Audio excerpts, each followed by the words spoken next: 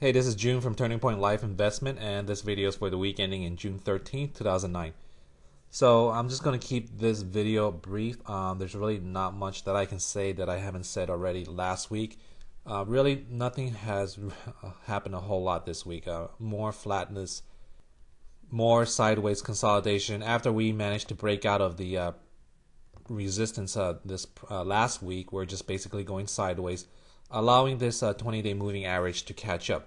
So as you can see here, 96, roughly around 96 is going to be our next resistance level, and 93, somewhere around there, give or take, is going to be our current support level. So I'm just going to draw out the possible scenarios that we can have right now. We know that 100 is just right here. Okay, you know that's a pretty good bullseye for the bulls to hit, and that's a very obvious target that the bulls want to hit. So whether we get that or not, you just have to watch the resistance level.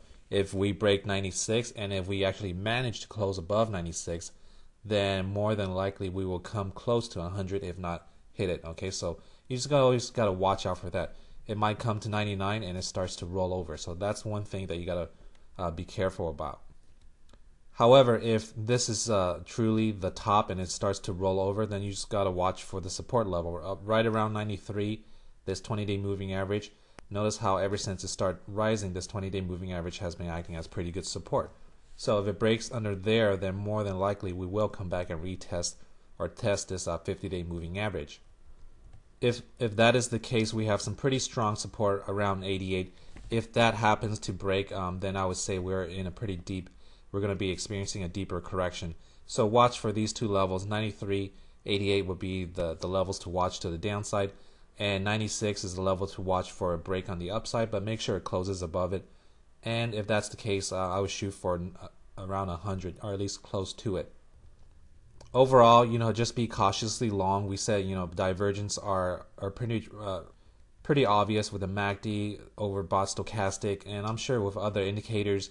There's stochastics with just about every indicator. So it's telling you overall the market is more or less done. It's more or less towards this last leg push, if there is one more. So if you're still holding positions in this market, just watch your stops. Watch and protect your profit. You don't want to give it all the way, all of your profit back. All right, going into the VIX, same thing, right?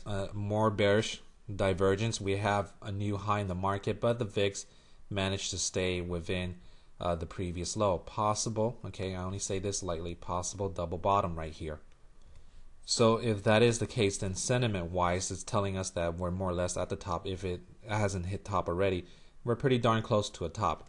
So if that is the case, if this is a true double bottom, I would expect a bounce. So a bounce in the VIX will indicate sentiment wise a downward momentum, a shift towards downward momentum in the market. So going back to the market, like I said, I'll just keep this video brief. Just watch for these levels: 96 to the upside, 93 to the downside.